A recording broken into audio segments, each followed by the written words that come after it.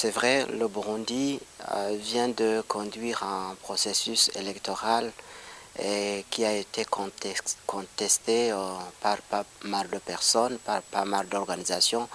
On citera par exemple l'Organisation des Nations Unies, on citera aussi l'Union européenne, on citera l'Union africaine, la conférence internationale pour la paix dans la région des Grands Lacs, l'East African Community, la puissante Église catholique du Burundi, les organisations de la société civile, les partis politiques de l'opposition, etc. Donc il y a eu beaucoup d'organisations qui n'ont pas été contents avec la conduite de ce processus électoral. En réalité, qu'est-ce qu'il faut pour qu'on puisse parler d'un processus électoral sincère ou alors les élections crédibles?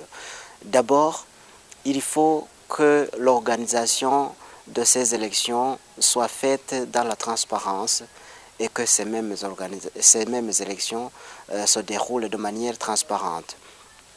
Il faut aussi que les électeurs aient toute la liberté dans leur action, le fait d'aller voter librement, opérer leur choix en toute liberté. Il faut aussi que les candidats et leur liberté de mouvement soient traités de la même manière, ce que Alexis de Tocqueville appelle l'égalité des conditions dans son livre de la démocratie en Amérique.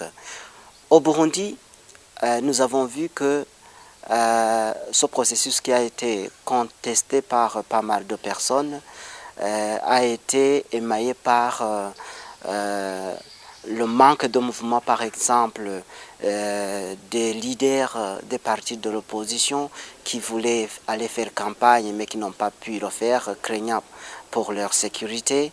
Il y a eu aussi beaucoup de déplacements massifs des réfugiés qui sont partis dans les pays limitrophes, craignant pour leur sécurité, principalement accusant la milice du parti au pouvoir, les Imbonerakure, de les terroriser.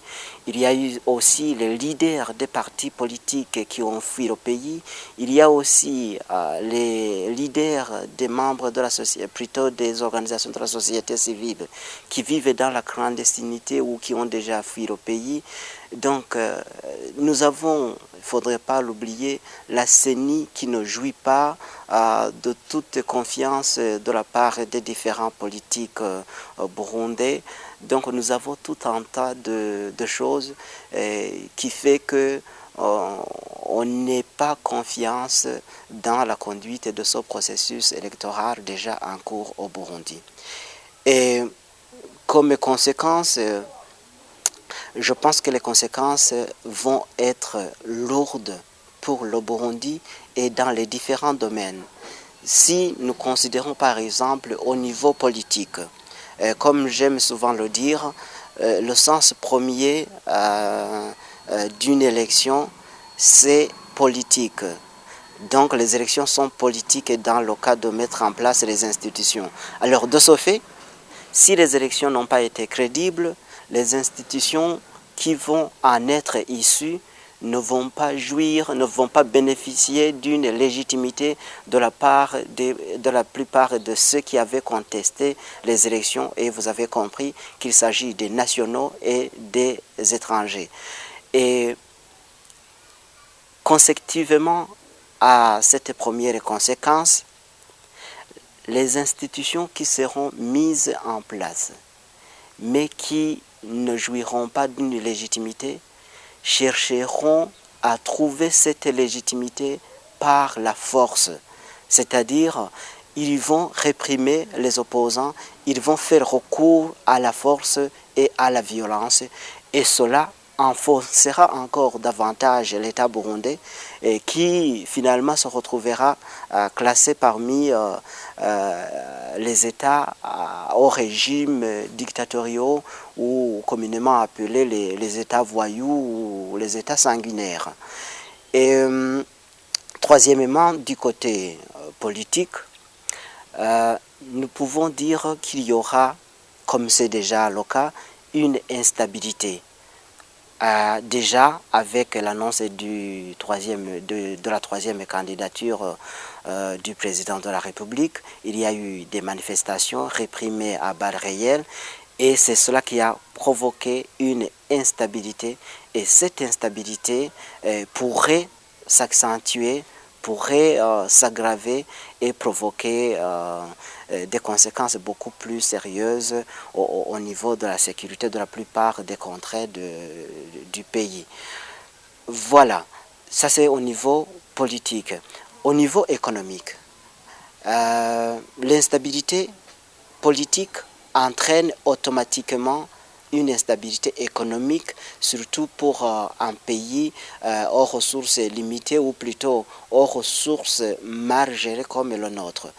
Et vous savez déjà, les activités sont déjà paralysées dans la plupart des commerces ici à Bujumbura, mais aussi dans certains coins du pays. Il y a l'OBR, par exemple, qui annonce avoir perdu, avoir accusé un manque à gagner de plus de 26% pour les seuls 2 mois. Donc, nous allons avoir une économie qui, en temps normal, comme le disait le deuxième vice-président, fonctionnait avec 52% d'aide étrangère et maintenant qui va se retrouver asphyxié, paralysé et c'est le peuple burundais, c'est le contribuable burundais qui va en souffrir parce qu'il sera amené à payer beaucoup plus d'impôts et le principe est clair, trop d'impôts tue l'impôt. Au niveau social, vous avez vu que cette crise que nous vivons déjà, liée à ce processus électoral, a déjà réveillé les vieux démons de la division ethnique et même régionale. Donc si le processus devait continuer ainsi, son aboutissement conduirait à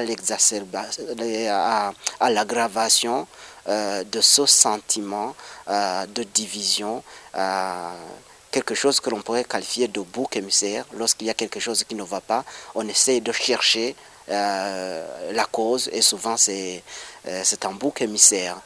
Et puis au niveau social et aussi lié au niveau politique, il y a cette intolérance.